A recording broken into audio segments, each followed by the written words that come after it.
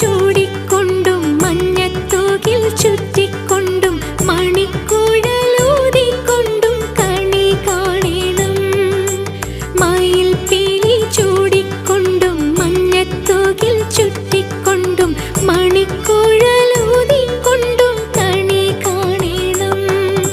ചെത്തിമന്ദാരം തുളസി പിച്ചകമാലകൾ ചാർത്തി ഗുരുവായൂർ